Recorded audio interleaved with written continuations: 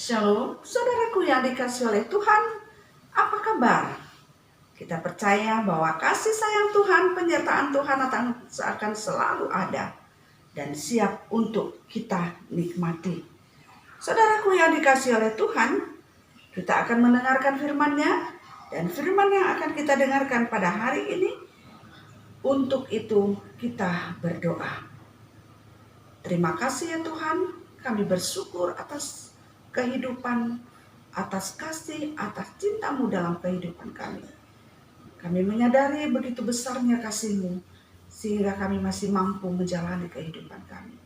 Dan kami merasa bahwa tuntunan firman Tuhan yang selalu ada untuk kami, membuat kami boleh menjalani hidup ini, dan boleh menikmati setiap saat, setiap keadaan. Oleh karena itu ya Tuhan, pada saat ini juga kami mengundang Roh Kudus-Mu untuk hadir, untuk mengajari, untuk membimbing kami ketika kami ingin mendengarkan firman ini. Sehingga firman ini akan menjadi kekuatan pegangan, dan melalui firman ini kami semakin dimampukan untuk selalu memaknai kehidupan kami dari waktu ke waktu. Di dalam nama Yesus kami berdoa. Amin. Saudaraku yang dikasihi oleh Tuhan, firman yang akan kita dengarkan hari ini diambil dari kitab 1 Samuel 12 ayat 20. Demikian bunyinya. Dan berkatalah Samuel kepada bangsa itu, "Jangan takut, memang kamu telah melakukan segala kejahatan ini. Tetapi janganlah berhenti mengikuti Tuhan, melainkan beribadahlah kepada Tuhan dengan segenap hatimu." Saudaraku yang dikasihi oleh Tuhan, apakah Bapak, Ibu, dan Saudara sekalian pernah menyesal? Atau apakah pada hari ini, pada saat ini, ada yang masih menyesal dan terus mengingat penyesalannya sehingga mengurangi kebahagiaannya dalam menjalani kehidupan? Saudaraku yang dikasihi oleh Tuhan, demikianlah yang terjadi dalam kehidupan bangsa Israel. Dia merasa bersalah mendominasi hatinya. Hati mereka diliputi oleh rasa bersalah karena pernah melakukan kesalahan terhadap Tuhan, dan itu selalu dan sering diingatkan oleh Samuel supaya mereka tidak mengulanginya lagi. Dan pada akhirnya karena merasa bersalah terus ada, sehingga mereka ketakutan. Jadi artinya bahwa ketika merasa bersalah itu diteruskan, tidak dihentikan dalam hati kita, bisa menimbulkan ketakutan yang luar biasa dalam hidup ini. Saudaraku yang dikasihi oleh Tuhan, kejahatan mereka memang sebenarnya tidak bisa ditutupi. Kejahatan yang sudah pernah mereka lakukan tetap ada dan tidak mungkin terhapuskan. Tetapi masih ada harapan jika terus atau tidak berhenti mengikut Tuhan. Mereka masih punya harapan untuk menikmati kehidupan ini kalau mereka bisa terus mengikuti Tuhan dan beribadah kepada Tuhan dengan segenap hati mereka. Dan inilah yang diusulkan, dikatakan oleh Samuel. Masih ada harapan. Sehingga mereka tidak perlu takut. Kalau mereka terus beribadah dengan setia kepada Tuhan, walaupun dia sudah bersalah dan melakukan kejahatan dalam hidupnya. Saudaraku yang dikasihi oleh Tuhan, bersalah akan selalu ada dalam hidup manusia, termasuk kita. Karena apa? Karena memang hidup kita ini belum sempurna. Hidup kita di tengah-tengah dunia ini, karena kita masih punya pikiran, masih punya harapan, masih punya keinginan, masih punya apa yang kita harapkan dalam kehidupan kita. Masih ada orang-orang yang ada di sekitar kita, sehingga kesalahan masih tetap ada dalam hidup kita, dalam diri kita. Tapi yang penting, ketika kita tahu kita sudah bersalah, Jangan keraskan hati. Minta maaflah kepada Tuhan dan kepada orang, di mana, kepada siapa kita melakukan kesalahan.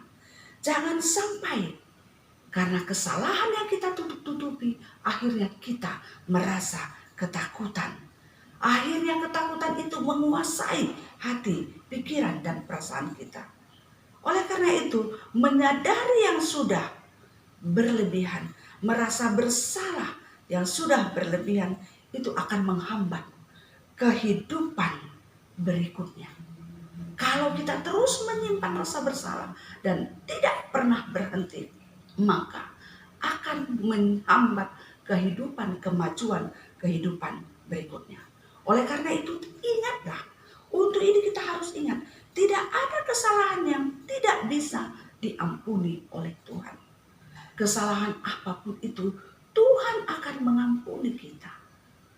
Mungkin saja kita bersalah, merasa bersalah. Misalnya ada orang sakit karena kita. Ada orang gagal karena kita. Ada orang yang kita rasa meninggal karena kita. Ada orang yang karena kita, dia terus bersedih.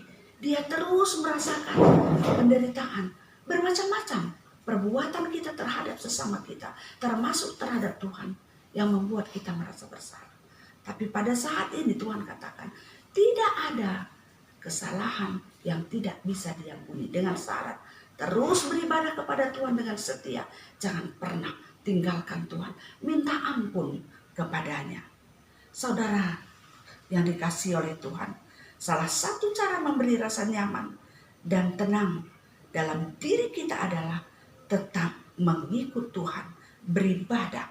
Artinya menyerahkan seluruh kehidupan kita kepada Tuhan. Hari-hari kita hidup dalam persekutuan dengan Tuhan, bersukacita di dalam Tuhan, merasakan dan menikmati luar biasa berkat Tuhan dan karya Tuhan dalam hidup kita. Kalau kita merasa bersalah, ingatlah, Tuhan mau mengampuni kita dan menuntun kita. Dan kita bawalah hidup kita, kita tuntun hidup kita untuk datang kepada Tuhan. Maka bahagia dan sukacita akan menjadi milik kita. Jangan sia-siakan kehidupan kita karena terus merasa bersalah. Jangan sia-siakan hidup kita karena terus merasa takut. Entah apapun itu ketakutan kita yang menghambat kebahagiaan hidup kita. Datanglah kepada Tuhan, berserahlah kepadanya. Amin. Kita berdoa. Tuhan, kami datang ke hadirat-Mu dengan rasa syukur dan bahagia. Karena hari ini Tuhan memberikan kehidupan baru, harapan baru bagi kami. Karena kami menyadari sebagai manusia, kami sering sekali melakukan kesalahan. Dan terkadang kesalahan itu membuat kami menyesal. Menyesal yang berlebihan. Sehingga ada rasa takut, ada rasa cemas, ada rasa khawatir yang membawa kami kepada hidup yang stres dan mungkin bisa depresi. Tuhan tolong kami, jadikan kami, mampukan kami untuk meninggalkan semua ini.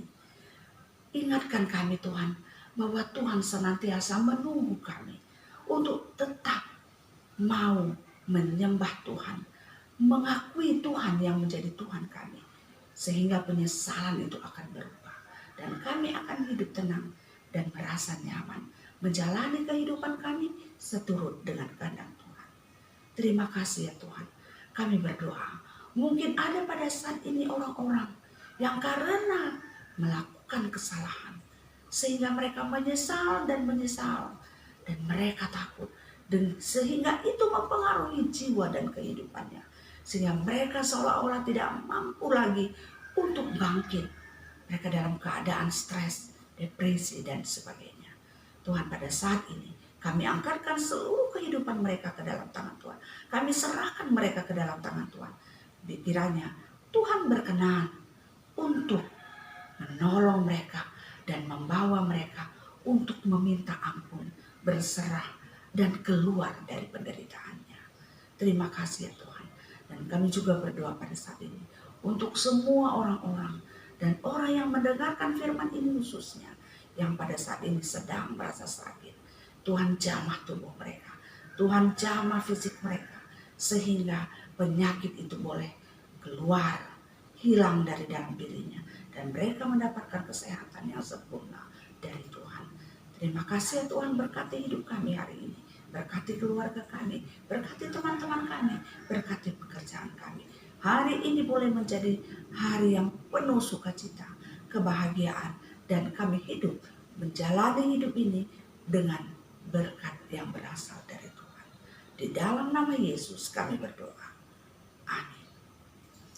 Saudaraku yang dikasihi oleh Tuhan, demikianlah firman yang kita dengarkan pada hari ini.